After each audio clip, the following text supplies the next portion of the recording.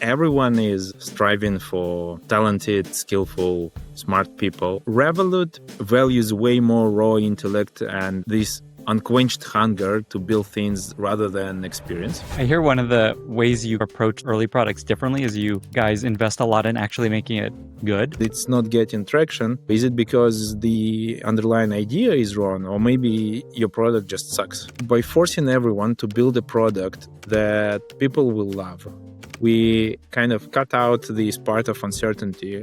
We can cut down the product in terms of functionality to just most critical features, but we will never compromise on the quality and UX and the aesthetics. Is there anything that you've figured out about just how to set up new products for success? If something is 99% done, it's closer to 0% rather than 100%. Today, my guest is Dmitry Zlokazov. Dmitry is global head of product at Revolut, which is a finance super app offering customers savings and checking accounts, crypto, investing, joint accounts, even mortgages. Not only was it last valued at over $60 billion, but in the research that I've been doing into which companies hire and incubate the best product managers, Revolut was right at the top, alongside Palantir and Intercom. And so in our conversation, we dig into what Revolut has learned about producing and hiring great product leaders, including a focus on ownership, having people solve really painful and complex problems while making the experience wow and lovable by users. Also indexing towards hiring really smart and driven people early in their career versus people with a ton of experience in the space, and so much more. If you're looking for a job that will accelerate your product career or want to help your product team level up, this episode is for you. If you enjoy this podcast, don't forget to subscribe and follow it in your favorite podcasting app or YouTube. Also, if you become an annual subscriber of my newsletter, you get a year free of Linear, Superhuman, Notion, Perplexity, and Granola. Check it out at lennysnewsletter.com and click bundle. With that, I bring you Dmitry Zlokazov. This entire episode is brought to you by Stripe. There's a reason that I've had more guests on this podcast from Stripe than any other company. It's because they hire the best people and they build incredible products. You probably know them for their payments platform, which powers my newsletter, and also companies like NVIDIA and Salesforce and Zoom and DoorDash. What you may not know is that they have several other products that can help accelerate your revenue, such as Stripe Billing, which powers billing for companies that you may have heard of: OpenAI, Anthropic, Figma, Atlassian, and over 300,000 other companies. Stripe Billing lets you bill and manage customers however you want, from simple recurring billing to usage-based billing to sales negotiated contracts. There's also Stripe's Optimized Checkout Suite, which is a plug-and-play, super optimized payments flow that natively supports over 100 global dynamic payment methods. There's also a product called Link, which is an accelerated checkout experience built specifically to increase your checkout conversion. Every single one of the Forbes top 50 AI companies that have a product in the market today use Stripe to monetize it. Half of Fortune 100 companies use Stripe. $1.4 trillion flows through Stripe annually, which is equivalent to over 1% of global GDP. Use Stripe to handle all of your payment-related needs, billing, manage revenue operations, and launch or invent new business models. Learn more at stripe.com. Dmitry, thank you so much for being here and welcome to the podcast. Hi, Lenny, and happy to be here. As you know, I've been doing a bunch of research into which companies hire and create the best product managers. And I've been triangulating this across a bunch of different data points. I've been looking at which companies alumni product managers get promoted most when they leave the company, become chief product officers at the highest rate when they leave the company, become the first PM at a startup, also start their own companies. And when I triangulated across all these different data points, there's three companies that are kind of sat at the top. You guys, Revolut, Palantir, and Intercom. Clearly, you guys are doing something really special. I don't think a lot of people, especially in the US, know a ton about Revolut. And so I'm really excited to have you here. I'm really excited to basically extract as much wisdom as I can from you about what you guys have figured out in helping in hiring and training product managers. So I want to actually start with giving people a slight understanding of what is Revolut. I think a lot of people in the US especially don't know much about it. So what's the simplest way to understand what you guys do? Revolut challenges banks in 50 different countries. And it all started 10 years ago in London. So maybe let me give you a bit of a context. especially for someone based in the US, it's important to understand that European banking landscape is very diverse. In the US, if you travel from state to state, like things are different. But for example, you always pay in US dollars, right? In the UK, you pay in British pound. If you travel to mainland Europe, you will pay in euro. But if you go to Switzerland, you'll pay in Swiss francs. If you go to Sweden, you'll pay in Swedish krona and so on. So overall, there are 25 different currencies. And every time you were traveling and paying in a different currency, banks were charging you exorbitant fees on top of terrible foreign exchange rates. And that's when Revolut launched as a multi-currency card. And people loved it. They loved that Revolut was saving them 50 or 100 euros. But even more so, they loved the transparency and simplicity of the product. And that's why when we started rolling out more and more products based on those principles, they were quickly getting trust of people. They were quickly getting traction. So that's how P2P transfers appeared, and then frictionless crypto buying and withdrawal to a bank account appeared, and then more and more products, credit products, savings products, and so on. Awesome. And then just to give people a few, like kind of the scale of the company, how many employees are there roughly? I think the last valuation, something around 60 billion. I don't know if you can even comment on that, but just what are some numbers real quick for people to understand the scale of the company at this point? The headcount is not something we're trying to increase, to be honest. Actually, Revolut tries to stay as lean as possible, but I think it's just that our appetite for growth is so big that I think we're currently at maybe 6,000 or 7,000 employees. Wow. Okay, cool. So let's get into what you've learned about building an amazing product team and also hiring an amazing product team. So first of all, you call your product managers product owners. And when we were chatting through initially, I was like, oh, I see. It's just like a big Scrum business. And they just have all these product owners who, many times on this podcast, people have talked about that's not actually a product manager, but that's not at all how you work. So in this context, product owner is an actual owner. Talk about just the story behind why you call your product managers product owners. Yeah, it's not a Scrum term for us. It's just our take on emphasizing how ownership is important, really. So product owners are central to a company and its growth. They are end-to-end responsible for the product, for this part of the business, and for their customers to be happy. And for that, they do really everything. They run the teams. They define which roadmap we need to build to improve certain business metrics. And they also contribute to high-level company strategy. But then most importantly, they execute on it relentlessly. And they are ultimate responsibles for the product to be shipped and achieve results. There's always this term of mini CEO, PM as a mini CEO. And it feels like in your context, that's actually what you try to do with your product team is they're essentially mini CEOs. They have a lot of power. Like I think engineers, designers report to them. Is that right? Yeah, correct. Well, I prefer say local CEO. Local CEO. Okay, talk about that. Yeah. Yeah, but that's true. So the way we operate, we have these fully cross-functional teams, meaning they are staffed with all necessary functions, engineers, data analysts, designers, operation managers, and so on. And we also operate in metrics. So everyone has a line manager and a functional manager. So product owner is always the line manager for everyone on the team, meaning product owner defines what they need to do. But then functional managers, they define how these things need to be built and essentially with the right level of quality and so on. I love this because it's so fun just to learn about such different ways of operating.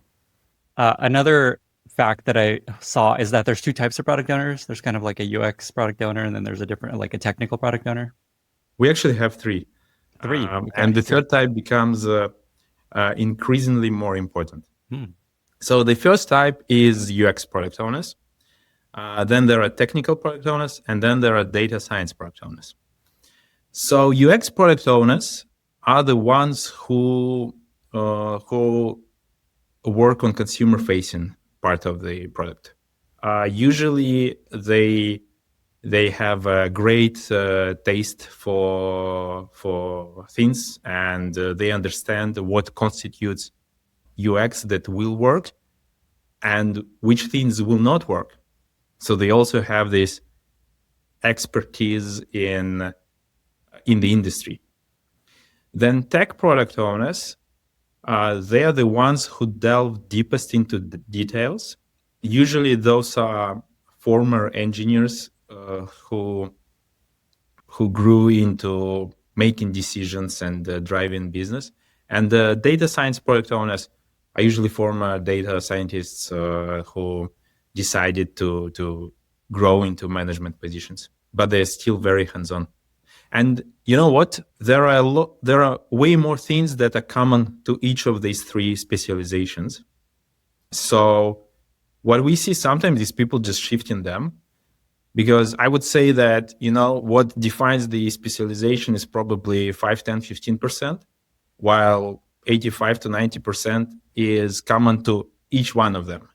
And those things are, so first of all, being a great problem solver, and have a great linear thinking, but also, have a creative approach towards nonlinear problems.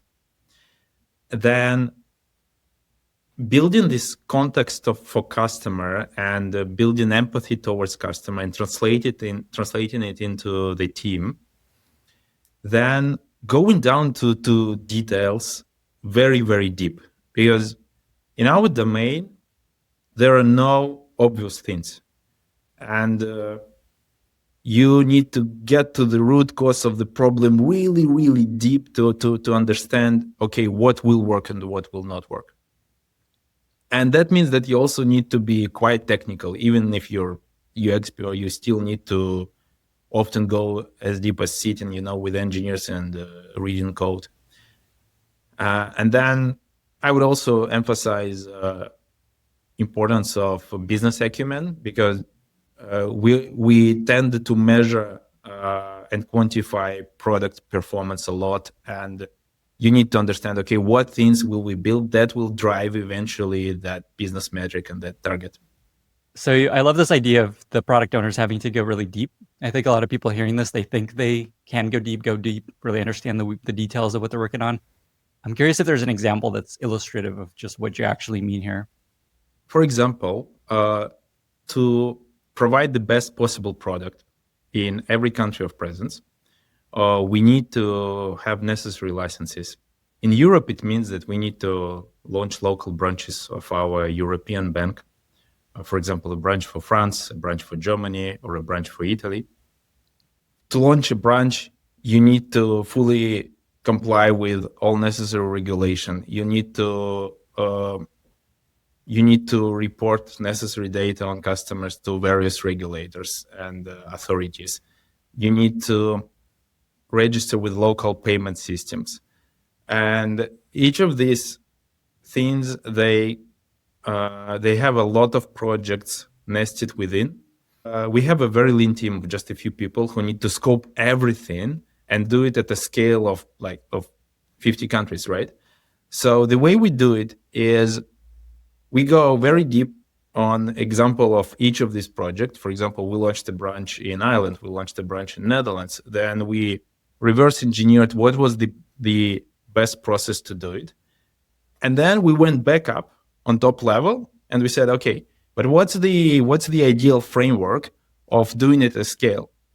And then we formalized it into a process, really like an algorithmic process with steps and quality gates and assignees, and like what people do we need to hire, and how soon do we need to start doing that before we want to launch a new country.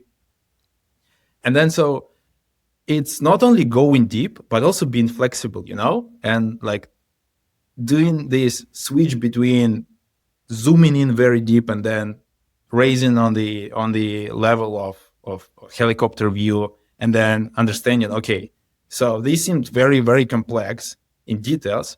But then when you zoom out, Like, how can we simplify it and build a robust process around it, which is scalable? And that's something that we have to do a lot. As you're talking and we go through this chat, I'm keeping kind of track of what I think is most contributing to your alumni product owners, product managers becoming so successful. So a couple things so far that I think are probably contributing to this is one is just having a lot of ownership over what they're building, which leads to building skills to start companies and become leaders at other companies. So these product owners that you have are just like own a lot and are essentially GMs of of whatever product they're working on. And then there's this depth and complexity where you have to really get good at understanding a problem really deeply. I imagine many of these people go on to work on something like that later, somewhere else, because they've spent all this time, or they just get really good at dealing with complex, many layered problems. So is there anything else just kind of along those lines, as I say that you think is important? I would probably add an obsession with building wow product. Wow, WOW. WOW. Cool. And, I think in fintech overall, this is probably the most neglected part usually, but it's also a part that we at Revolut, we pay enormous attention to. So it's not only, when you do a trade in the app or when you send money, it's very important for it to be very fast and cheap process for you so that you don't pay a lot of fees. But we also pay a lot of attention to look and feel of the app and how smooth it is and how frictionless the process. Not only we invest into reducing clicks and optimizing funnels, but we also want people to feel that we really cared about them. We also want people to feel that we love our customers and we applied extra effort for the product to look great and feel great. And I hear this a lot from our customers. Like the app is something they really love and it helps them solve their problems. It's at least one of the ingredients of the company's success. And I think people that work at Revolut, they build habit of paying attention to these small nuances, small details that make the product lovable. And then second is handling this context, because it's a lot of details where you need to dive, but there are also a lot of dimensions where you need to dive into different details, right? And I think this ability to keep this like large context in your mind and consider second order effects and view subject from multiple angles. I think that this is also a very important skill that people usually train at Revolut. Okay, cool. So we have three bullet points on the ingredients of great product managers / owners that you guys incubate. On this wow piece, which I love, how do you operationalize this sort of thing? I imagine a big part of it is hiring people that are really good at this and value building lovable products. Is there any way you kind of have a process around making sure the things you ship are wow and lovable? Two things that you need to understand about how Revolut operates is that we operate in small lean teams that are tasked to build products. And as I mentioned, having end-to-end responsibility for products. And usually they're the ones who build it from zero, and then they're growing and developing this product. And then another thing is that company is very flat and hierarchy is very flat. We still have our founders, Nick and Vlad, very hands-on, going down to details for every product and every part of the business. And every week they have product reviews with every team, giving an opportunity to every product owner present directly to CEO and CTO and show what increment has team achieved in the last week, but also get steering from founders, which is super valuable.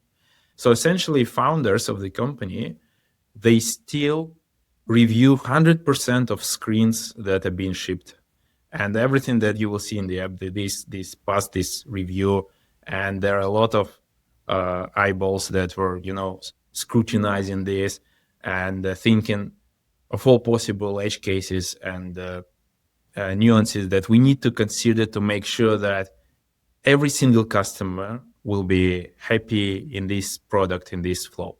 That seems to be a consistent theme in products that are incredible, is the founders are deeply involved in the experience and review everything. How many product owners are there at Revolut? Just to give people a sense, by the way. Oh, I'm afraid to say it's already more than 150 people, maybe 170. Cool. That's what I would expect. And then you said that there's kind of these three types. There's kind of like the eng type, the PM traditional type, and there's the data product owner. When you hire the UX type of product owner, is their previous role usually a product manager at another company?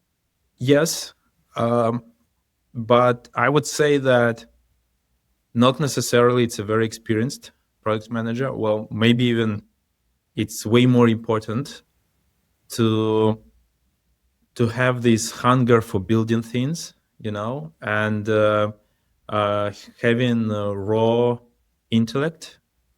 And we always try to find people with these intrinsic traits rather than, hiring people who are very experienced but maybe are not super excited about building things.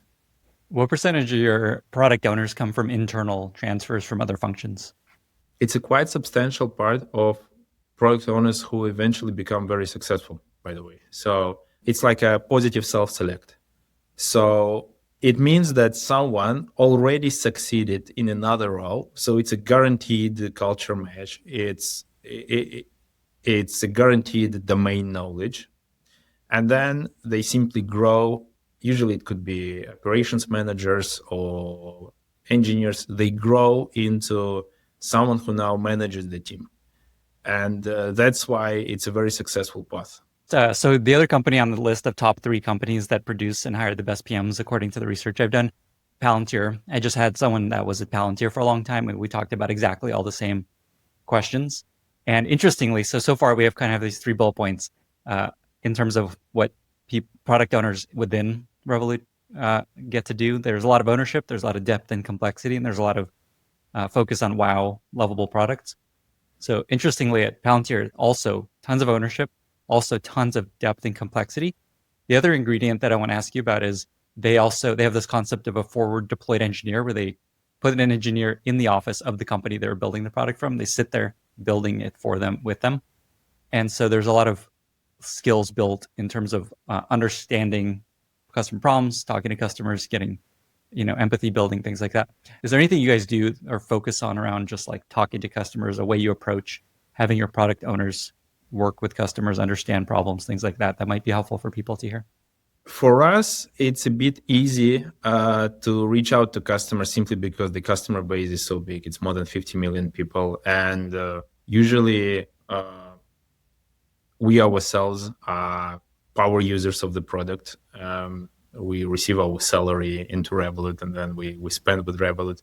Our friends the same. So it's like a no-brainer to talk to people continuously, and even if you're not proactive in it, like, they will reach out. If you have a problem in the product, like, I guarantee that we know about it very, very soon. We've also built tools for product owners and designers to have an easy access to a panel of users via different tools, so that they can just start an interviewing process or a survey or a test of different designs in a few clicks. For me, it was very important to build this direct connection to customers, because when you delegate such an important thing as customer research and collecting their feedback to someone, you will get refined, the filtered version. You won't get this, like these nuances of how people describe things, which emotions they feel like, and so on, and where they think stuck. It's very easy to lose all those important bytes of information in this process. So I'm a strong believer that it's very important to have direct communication channel to customers. As you describe this, it's funny how you guys are at the extreme opposite end of the spectrum from Palantir in terms of how easy it is for you to get feedback. They build stuff for like the government and for like Airbus, where employees would never use a product like that or need a product like that. You guys are getting paid in Revolut, using Revolut to pay for things and constantly in the product. And so I could see why there's less of a need for something like a forward deploy engineer. Okay, amazing. Let's talk about hiring then. Is there anything unique about how you approach hiring, sourcing, looking for people, what you look for in people that you think might be contributing to your alumni being so successful down the road? I think everyone is striving for talented, skillful, smart people and experienced people. Revolut values way more raw intellect and this unquenched hunger to build things rather than experience. So let me maybe, bring an example. Imagine we all saw this, like you hire a great experienced professional with amazing regalia of achieving a lot of things. But then what I see in product, the adoption curve is usually longer than in other functions, because product owners by definition are the ones who are the experts in that domain and in all those intricacies of how product is built and how it's used. So what we see from these professionals is they still take a lot of time to ramp up, and sometimes they also take time to adapt to new culture, or worse, they just rest on their laurels. But you already have like super inflated expectations, and usually the compensation is, by the way, quite high, and which adds up to these expectations. So, and I myself, after conducting maybe 400 or 500 interviews with product owners at Revolut, I also see this. Unfortunately, professionals with a lot of years of experience from established companies, they don't have this this strong urge to change status quo, which, by the way, will require toil, tears, and sweat, and that's why what even if a candidate doesn't have a lot of years of experience, but they love building things, they've done it, they worked with engineers, maybe, by the way, maybe in their own startup, or one of the best profiles that I've seen is a tech co-founder.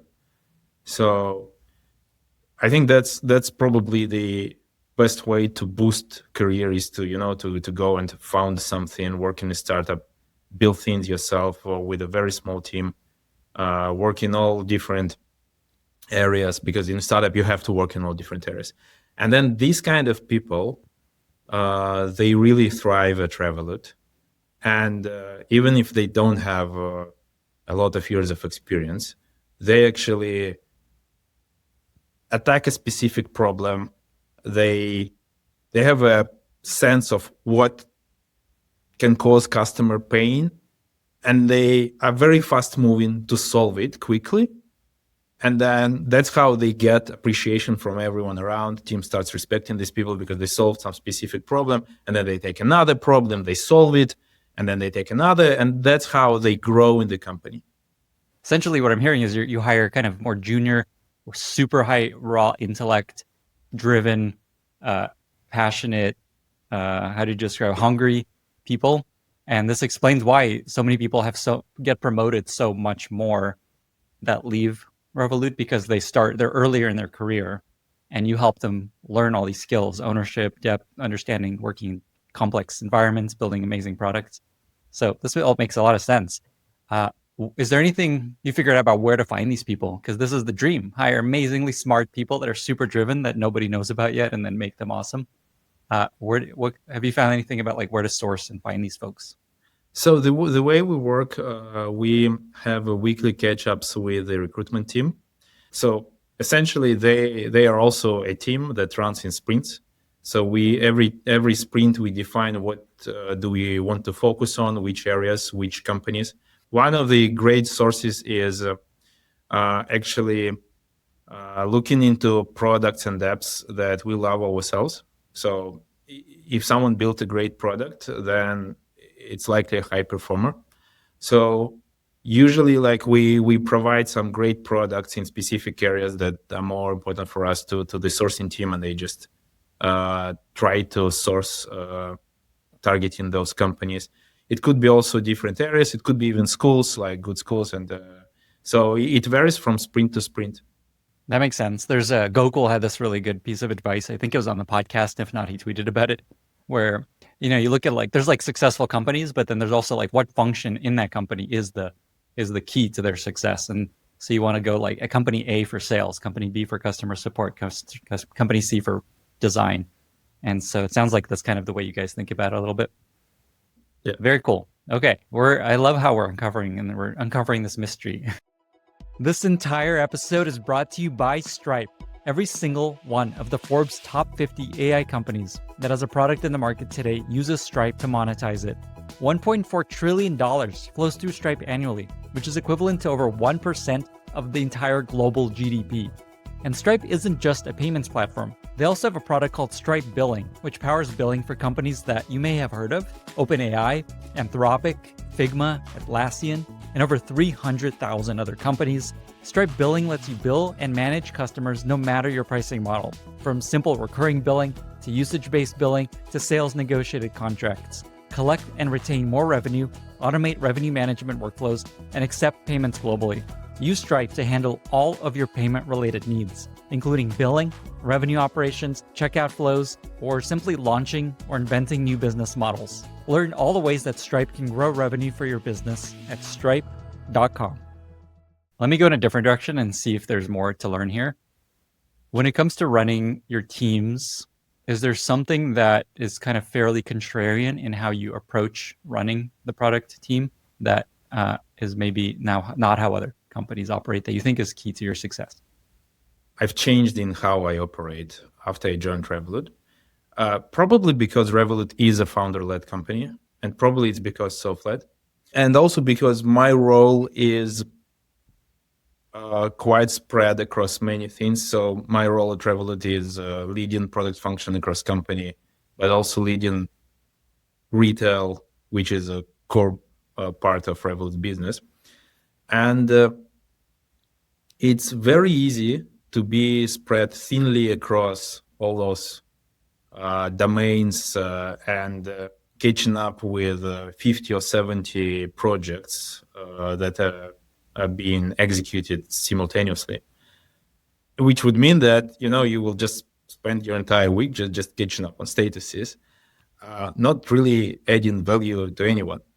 But it's also it's also scary to not do it, because what if there are some things going wrong, right? And you won't be able to stop it or steer in a better direction. So I think that's why also a lot of managers, especially in senior positions, they kind of stay high level and they don't go very deep into details. But so how we do it differently at Revolut is to go very deep into details. We take maybe 7 or 10 projects which are most impactful for customers right now, and we go super deep into them, like really, really deep, sitting with engineers, like reading code level and understanding, okay, how it's built exactly and what's the underlying issue. And you could think that, okay, but what about others, like let's say 50 or 60 items, right, that are being executed? But the thing is that it's counterintuitive, but it works really well, because first of all, teams, they talk to each other. There are formal and informal ways of communicating through meetups or just meeting in the office, and they know which areas are being scrutinized right now and like which team is being scrutinized. And it also gives information on what are the current priorities in the company.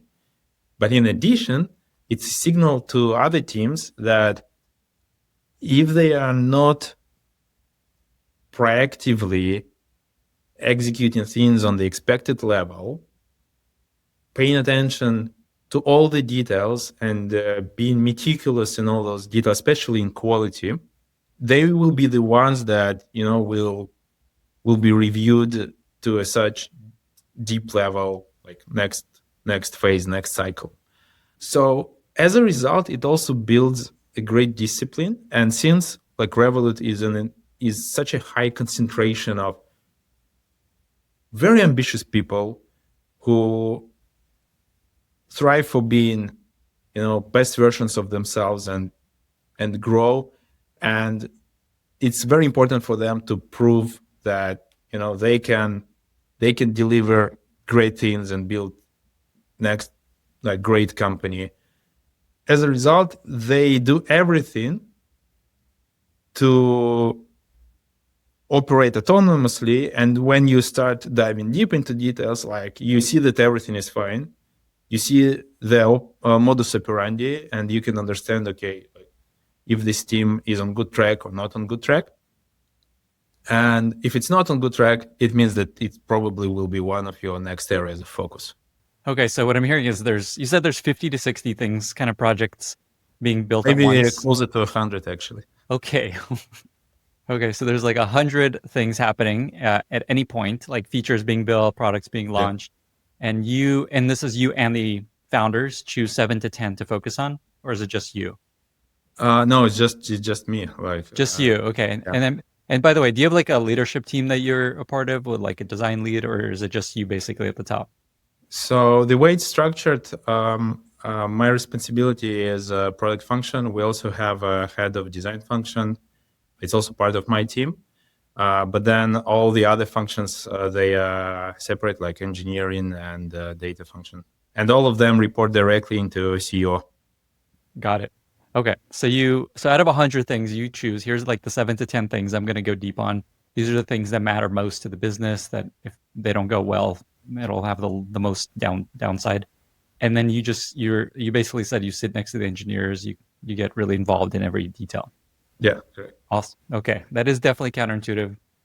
We had Brian Chesky in the podcast, and the way he approached this problem is he just cut down how many things happen at Airbnb, and because he wants to be involved in everything. And so I think it's cool to hear a different approach where, okay, we can still do a lot of stuff, but I'm going to go deep on the things that matter most. No, I think we will never cut down things. It's just the appetite for growth and also entrepreneurial approach in the company is so high that we will never allow ourselves to give up on some great opportunities. But also this approach is way more scalable. So while leadership and obviously founders themselves keep everyone accountable, go deep into details, it doesn't mean that they micromanage everyone. That's actually a very important thing. So the ideal position for any product owner is to be fully autonomous. And again, it doesn't mean that you will never be challenged. But if when you're challenged, you can show all the logic behind decisions you've made, behind the roadmap, and even if metrics are not yet there, like you will still, like, let's say, have this credit of trust to keep building things the way you want to build them. Eventually, you will be presenting the outputs of your activity on these weekly product reviews. But again, it's not a micromanagement either. It's more like let's say a last line of control to make sure that what we're building is all makes sense and that's value and is thoroughly thought in all details. And then you said still every screen that is shipped, the founders review at some point. So it's not like someone's shipping stuff without the founders seeing it in some form. Yeah, exactly. They have like full overview over everything. But also it actually it allows us to build so many things because there is actually little micromanagement. Like if founders had to be like involved into everything, they had to they had to cut the things down, right? But by giving people autonomy, they actually boost company growth, and as a result, I think Revolut is a strong outlier in the industry in terms of how many products being shipped and how fast they shipped. Another thing here is what I've mentioned previously is us investing heavily into platform, and so that every solution is scalable from the get-go, so that we don't have any custom solutions. And I don't, for example, take our credit team. They ship new products like loans or credit cards in the country literally every month. And it's just maybe 300 people. And I think that, a credit division in a incumbent bank is maybe like 2 or 3,000 people building just credit products for a single country. And our team is building it for 50 countries. So, and yeah, it's enabled through this approach with platforms, which we build on top of, small lean teams, which are fully equipped with necessary functions and also have autonomy in defining what they're building. And the flat hierarchy with everyone being accountable and founders having direct view over everyone and intervening if necessary. I'm going to give people a list of the things you guys do. I didn't do this at the beginning because it would take too long, but you talk about all the products you're building and all the things that's going on. So I have like a list here that it's probably incomplete, but just to give people a sense. So you guys have credit cards, debit cards, savings accounts, multi-currency accounts, domestic international transfers, joint accounts, minors accounts for like people less than 18 years old, stock trading, cryptocurrency purchasing, loans. Is there anything big I missed? I mean, it's some of those things are huge by itself. Like, let's say stock trading, right? It's not just stocks; it's also ETFs, bonds, and we're working on tax efficient accounts in different countries. And crypto, we also allow stake in crypto, for example. We have on-ramp, off-ramp products. We have acquiring products. On credit, we have loans. We have buy now, pay later product. We even launched mortgages. We launched first mortgages in Lithuania recently. And this is and then all of these across 50 different currencies and countries. Yeah, 50 different jurisdictions each with its own regulation, with its own requirements. No boy. It's a good example of Paul Graham has this concept of schlep blindness or schlepping, where people want to avoid hard problems, but that's where the big opportunities are, solving really gnarly, painful problems. And that's basically what you guys did. Yeah, that's one of the things that excites me maybe the most at Revolut. The market is so big, and there are still a lot of very inefficient players. And as a result, customers have a lot of problems that are unsolved. While we grow insanely, and I think will soon be, so when I joined, we had maybe just slightly north to 20 million customers. Now we are 50 million customers. Soon we'll be at 100 million customers. The degree of, surrounding each customer with the ecosystem of our products extends a lot. So they become more and more people start using Revolut as their main bank account. They start receiving their salary into Revolut, holding their savings into Revolut because they love the product more. And so we can easily do another, 2, 3x, 4x in customer base growth. But we can also do another 10x growth in how actively these people are using the product. So it's, let's say, 30, 40x to current 45 billion valuation, right? So it's like a $1 trillion company easily. And on that note, I know what I'm hearing is it's still a great time to join. There's a massive upside. So I know you guys are hiring. We'll just note that real quick. You're hiring product owners and a bunch of other roles, I imagine. Yeah.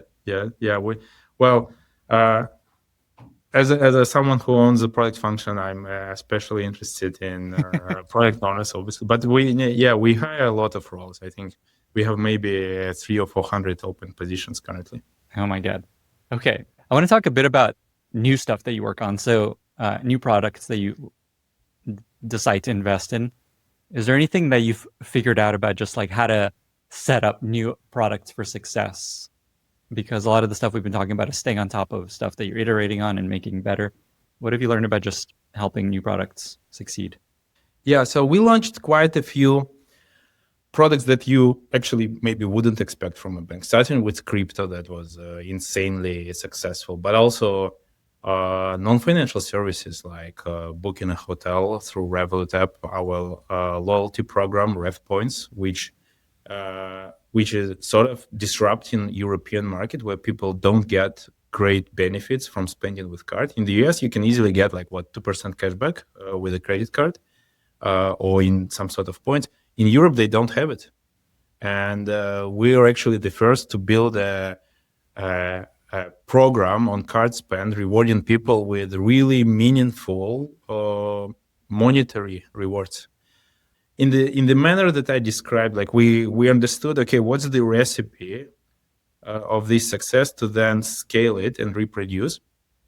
So we built a new bets framework, and essentially everyone can come up with a new idea. It could be a product owner, but it could be anyone. They need to show some key important things, which you usually can expect from a startup. Like market is there, business case is there. We know that we can do it way better than competitors, leveraging, for example, some things that we have. Obviously, some concepts of product and then what customer problem we're solving and so on. And there is very little bureaucracy. Again, thanks to having founder hands-on, we can easily get a green light on anything, start launching it quickly. What we do is assemble same lean team with just a few people to build first version and then iterate and iterate. And the main thing here is to build first version very quickly to get feedback, but then not scale it before you polish the product. But then after we make sure that all metrics are fine, retention is great, we start scaling it. And the good news is that it can be instantly multiplied by our 50 million customer base and get great traction. So, for example, one of the products that you mentioned, joint accounts, essentially an account that you could have with a significant other one, was one of the recently launched feature, and it grew significantly, and now it has over 1 million active users. I hear one of the ways you kind of approach these early products differently is you guys invest a lot in actually making it good and not just like a scrappy MVP. Does that ring a bell? Does that resonate? Indeed. That's what I maybe meant by, keeping your first version narrowed down to a small user base. But even in this case, we still make sure that the product is wow. So no one is excluded from this requirement of, building a super polished product. It takes time, but it pays off. The thing is that when you launch a scrappy version and it's not getting traction, how do you know? Is it because the underlying idea is wrong, or maybe your product just sucks and you need to improve it? So by forcing everyone to build a product that people will love, by building a wow product, we kind of cut out this part of uncertainty. So bottom line, we can cut down the product in terms of functionality to just most critical features, but we will never compromise on the quality and UX and the aesthetics. An interesting advantage you guys have that I'm realizing as you talk is like most of the stuff you launch is stuff that is clearly something people will want because it's stuff that, they get other places, but they get the advantages of it being integrated into all the other features and products you have. So it's like, a cryptocurrency product. It's kind of like, okay, yeah, people would love a great cryptocurrency product built into this, or joint accounts. So there's almost like a benefit of just like, okay, the people will want this. Now let's just make it work really well with everything else we got and not hurt. Like you almost don't need to be the best at every product, although it sounds like you still try to be the best. But we must be the best. Yeah, 100%. But there's also like, like if you don't have the best joint account, but all the other stuff is awesome, people are like, all right, it's fine. It just makes my life easier. But tell me what I might be missing, because So I think there are those kind of table stakes that we're building that anyone would expect from a bank. Like for example, savings account, right? It's just a basic thing that if a bank is not providing savings account, you wouldn't even consider it. But then we make sure that our rates are very competitive, if not the best. Then we make sure that there is no bad UX. Like, some banks, for example, they don't allow you to withdraw instantly, and there are delays, or they don't pay interest on daily basis. We will never do that. We will allow you, if you want to move money out, you will be able to do it. You won't lose any interest, and interest is being paid daily, and this is a fully flexible product. And then on top of it, what I would call like maybe some delighters is we will allow you to open the savings account in many currencies. So we want to add like different currencies. So because now interest rates are going down, so people might find it valuable to open a savings account in, for example, I know in Europe, like Swedish krona, interest rates are higher than euro, but it could be even something like Brazilian real with 12% interest rate versus like 2 or 3% on euros. And then as a cherry on top, there is this all that in an amazing UI, very smooth. You can set custom wallpapers, you can set goals, you can automate spare change towards your savings account and all those features. So there is an underlying basic, like fundamental layer where you need to be just, on par with competition. But then there are a lot of things on top that just make people love your product way more. And obviously there are a lot of synergies in between those things. So yeah, thinking of crypto, you can just receive crypto on your wallet, and then you can just instantly convert it to cash on your account, or just spend it with your card. How amazing can it be, right? Just buy a coffee with Ethereum. I love that. Okay, let me take this opportunity to try to summarize what I've learned from you so far in terms of what you guys have figured out about creating incredible product leaders that go on to do wonderful things, and basically one of the top 3 most successful companies at this. So there's kind of these 2 buckets as I talk to you and the Palantir guy.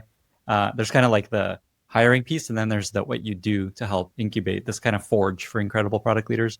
So in what you do internally, kind of the 4 bullet points I've got here is give people a lot of ownership. They're essentially GMs of the product, the feature.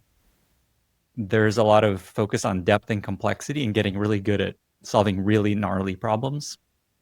And then there's a focus on building wow products, amazing, lovable products that have a very high bar. And then there's kind of like a sub-bullet point that I think is probably impactful here is just working closely with detail-obsessed founders or product leaders like you and learning from you all and just like seeing the value and impact of being super detail-oriented.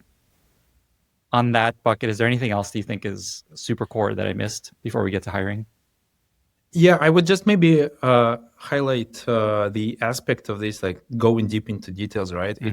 There are 2 main streams. First is, let's say, being technical, understanding how underlying systems work. But second is also, building empathy towards customers, understand the possible contexts, and making sure that your product will satisfy each one of them. That's a great point. So it's like actually understanding the bare metal of what is happening and how it's possible, and then making the experience as simple and wowable as possible. There is also a third aspect, but it's a boring one, and it's like complying with all possible regulations and making sure that your product, will satisfy the regulator. But it's also an important part of the job. Like what I get from that is just building patience. I would say it's actually being able to unblock your team, and that sometimes requires product owners to steamroll changes, because it also means that you could easily get stuck with a lot of people just looking into each other and thinking, okay, can they approve it? Can they not approve it? We try to innovate on it. We try to automate as many things as possible. We use even AI models for that, but it also requires a product owner to be able to get things done, just getting people down to consensus and understanding who are your stakeholders, how to get them to the necessary decision, and then blocking your team so that eventually, like, the value is shipped to customers. Awesome. So essentially, it's just getting shit done, plowing through blockers, dealing with many stakeholders. Yeah, that's always the most important. Okay, that's a great addition. I could see why that would be really helpful for folks that are trying to get ahead in their career. Okay, and then on the hiring piece, what you look for is raw intellect, drive, hunger, passion. Essentially, those are the first two. And then, interestingly, non-senior, not people with a ton of experience in the problem space, more so focusing on intellect and hunger. Is there anything else in that bucket that you think is important that leads to people being really successful? Most importantly, it's, again, getting things done, getting your hands dirty, and like, great product owners are very hands-on.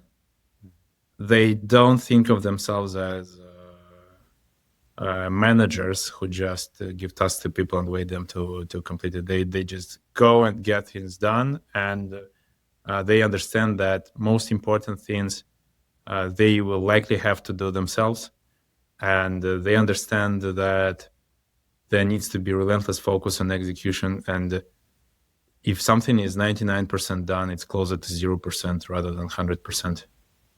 Whoa. Say more there. Is the kind of the insight there is just like things seem like they're 99% done, but they're actually very far from being done? Like, sometimes the product is built, but then product owners are the ones who also, make sure that, for example, customer care team or sales and marketing team are using it to a full extent, right? Because without it, it could be just another useless feature which no one knows about it. That is super cool. I like that mentality. Let me ask you something completely different. What's kind of the story of you landing at Revolut? I know you had to move your family. It was a whole adventure. My journey into Revolut actually coincided with me moving to the UK. So it was a completely new environment for myself. It's a huge stress load for the brain as well. And it's not only about using the other side of the lane on the road in the UK, but also it's a lot of things. For example, in the industry, like some concepts that I've never heard about, and actually I've never worked at fintech before, so I also changed the industry. So it was like a complete turnaround for me and for my career. But I was very determined and excited about it because everyone who I've been talking to, they were saying Revolut is like, it's top talent is at Revolut, like all best product people are at Revolut, and I really wanted to be part of this great team. Eventually, it actually appeared to be advantageous for me because I also had this fresh view on things, and even in the Revolut app, which is actually way better than other banks' products, right? But even there, I found some things that for me, because of this like lack of context, they were not intuitive, and I worked hard with the team to change that. Okay, great. I'm going to take us to a recurring segment of the podcast. I'm going to take us to Fail Corner. So in Fail Corner, the idea here is people come on this podcast, they share all these stories of success. Everything's always going great. But in reality, things don't often go great. And there's a lot of things that don't go right. Is there a story you could share where things went wrong in your career, where you failed with a product you were building, or a moment in your career where things were looking really bad? I think the most spectacular failures probably were on the earlier stage of my career, which I started back at university, and maybe in my second year of university, I started building some things, different startups. And one of them was actually a product that makes me proud even now, because it was like 15 years ago. So 2010, meaning like still no one really had even iPhones back then. And me and my friends, we started building a website that allows people to buy tickets to the cinema so that they can skip the line, so they don't need to come in advance to select best seats, and they can just buy a ticket online and go to the seats directly. Something that today seems as a commodity. Back then, like no one had it. Like people were using pieces of paper, and we built like an end-to-end system because not only we needed to build a website, but we also needed to build hardware to scan those tickets, for example. And to have these tickets in digital format, we needed to hack SMS standard because again, like the people didn't have smartphones; they had these Nokia's, and we were sending images, QR codes inside an SMS, which is like a hack of the standards in a way. And then we were scanning those things with our own devices, and we built our own devices with scanners, and we actually we created this beautiful devices made from stainless steel, which looked really nice inside cinema halls. And I remember how I was excited about it with my friends. We were like, "What an amazing thing!" It's like, look, we're bringing future here, but we actually we spent all our investment on this hardware, and we were expecting that like everyone will just rush into using our system, but it was a very low share of customers who started buying tickets online because people were not ready for it, which was growing quite slowly. And eventually we had to close it because we simply ran out of money because we spent all of it on this hardware without any proven business model. So something that currently looks like an obvious mistake. Back then we were just enjoying building a product that we would love to use ourselves, which I think is the right principle, but it also was a very painful lesson. You need to stay lean. You need to validate things before you scale them. You need to think way more about the run rate of your business. So there were a lot of painful lessons for me. Since then, I also try to avoid working with hardware. I was just gonna say that's a common challenge for startups trying to get right into hardware. Although I wouldn't be surprised now if Revolut launches another product, and this is a new product line of Revolut. Now that you've had that experience, Yeah, we actually launched POS terminals for acquiring. All right, there we go. Dmitry, before we get to our very exciting lightning round, is there anything else that we haven't touched on that you think might be really helpful for listeners to hear? Maybe a last wisdom nugget that you haven't already shared, or even just something to kind of double down on that you've already shared? No, I think that it was an amazing chat, and thanks, Lenny. We covered a lot of different topics. I would just maybe summarize that. If you're excited to build certain things, never hesitate to do it. The best way to do it is probably your own startup, and it also the what will give you the steepest possible learning curve. But then, if you want to join a company, try to choose the one that has this highest entrepreneurial spirit and that will allow you to work as closer to a mode of a founder as you possibly can. That's a recurring theme in these conversations I'm having with companies that produce the PMs that have the steepest career trajectory. And so that advice is exactly what I'm taking away from this too. Assuming you want your career to accelerate really quickly after you go work at this company. Okay, Dmitry, with that, we've reached our very exciting lightning round. Are you ready? Yes, let's go. Here we go. Okay, first question. What are 2 or 3 books that you've recommended most to other people? The Hard Thing About Hard Things by Ben Horowitz. I actually read it quite some time ago, but I found myself recommending it to other product managers most often. It's actually illustrative that to be a great product manager, someone needs to strive to be a great CEO. And besides, this book emphasizes the importance of building systematic solutions and scalable solutions, which is critical for scaling the company. Also, being honest on how important it is to grind stuff. And then second book is I read it more recently, Built by Tony Fadell. I was really inspired by this one, especially given how I appreciate how it's not easy to build hardware, and what Tony was describing there is just super exciting and inspiring. And also, I think that there are different archetypes of product managers. There are people who tend to disrupt things more. Personally, I think about myself as of a builder. So Tony's principles that he highlighted in the book, they resonate with me a lot. I'm trying to get Tony on the podcast. If anyone listening knows Tony Fadell and can nudge him, hey, say yes to Lenny. That'd be great. I've been in touch with his team. He's not doing podcasts right now, but I'm trying to get him on. Okay, moving on.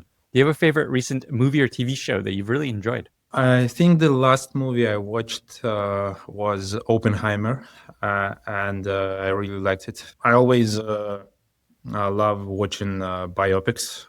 I think they give you kind of a perspective and let you think about things in perspective.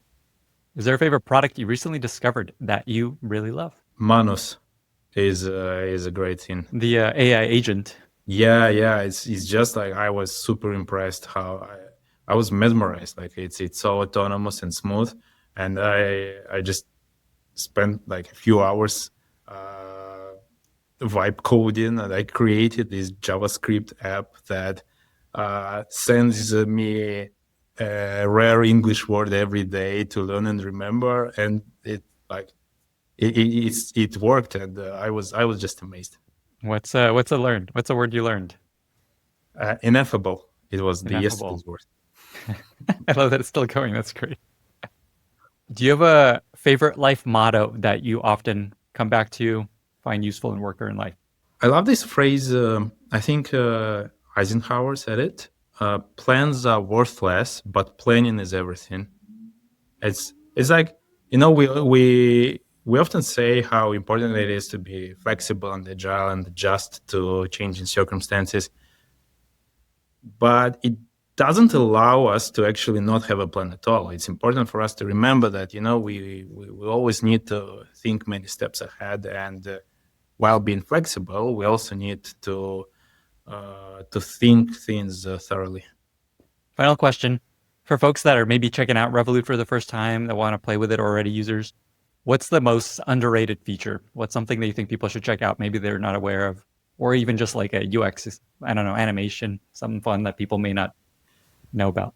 The thing that is not yet widely used, but I really loved it, is what we call a wealth protection. So if you go to settings, you can enable a limit for any transfers outside of Revolut. And if you want to do a transfer above this limit, you will have to do a selfie check, which is our proprietary technology.